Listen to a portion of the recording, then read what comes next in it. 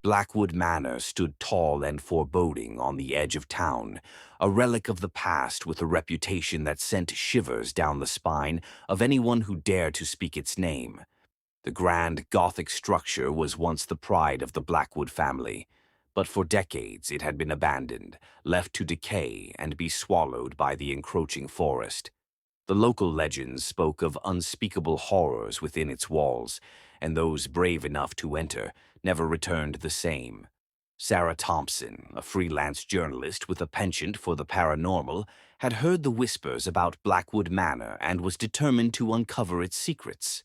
Armed with her camera, recorder, and a skeptical mind, she ventured to the manor one crisp autumn evening, the sun dipping below the horizon, casting long shadows that seemed to dance with malevolent intent.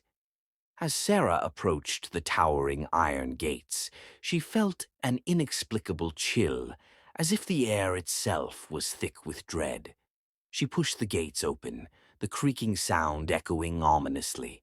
The path to the manor was overgrown with weeds and brambles, but she pressed on, her heart pounding with a mix of fear and excitement. The front door of the manor was ajar, as if inviting her in. Taking a deep breath, she stepped inside. The interior was a snapshot of a bygone era, with ornate furniture covered in dust and cobwebs hanging like ghostly drapes. The air was heavy with the scent of decay and something else, something darker, a putrid odor of rotting flesh mixed with a faint, metallic tang that made her stomach churn. Sarah began her exploration, documenting her findings with meticulous care.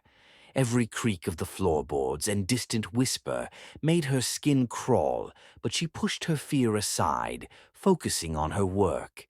As she entered the grand hall, she noticed a portrait hanging above the fireplace, a stern-looking man with piercing eyes that seemed to follow her every move.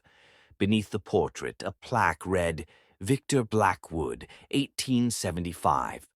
Suddenly, a cold breeze swept through the hall, extinguishing her flashlight.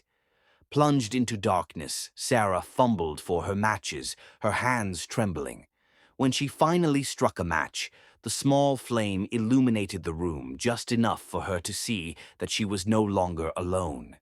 Figures, shadowy and translucent, began to materialize around her.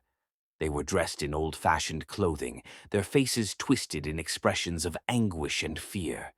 Sarah's heart raced as she realized these were the spirits of Blackwood Manor's past residents. Their eyes were hollow, their mouths silently screaming, and some of them bore the marks of violent deaths, gashes, burns, and bloodstains that seemed fresh. The whispers grew louder, forming words she could barely comprehend. "Help us," they pleaded. "He won't let us leave." "Who?" Sarah asked, her voice barely more than a whisper. "Victor," the spirits chorused. "He trapped us here. He feeds on our fear." Determined to uncover the truth, Sarah made her way to the manor's library, guided by the faint glow of her match. There she found a dusty old journal, its pages brittle with age. It belonged to Victor Blackwood, detailing his descent into madness and obsession with the occult.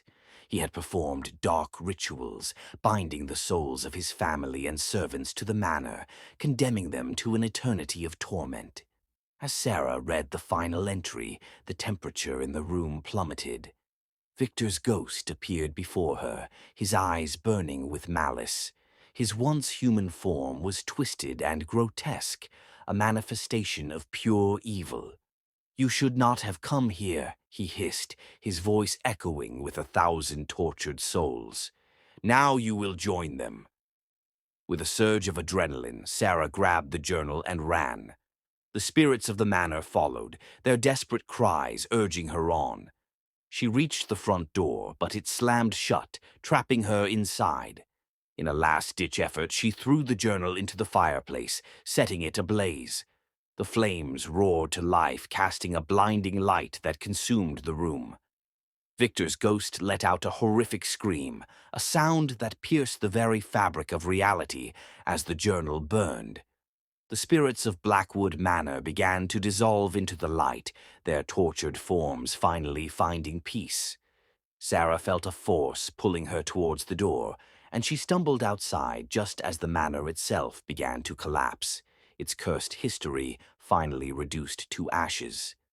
Breathing heavily, Sarah looked back at the ruins of Blackwood Manor. The haunting was over, but the memory of what she had witnessed would stay with her forever. She had freed the trapped souls, but she knew she would never be the same. The haunting might have ended, but its echoes would linger in her mind, a reminder of the darkness that once dwelled within Blackwood Manor.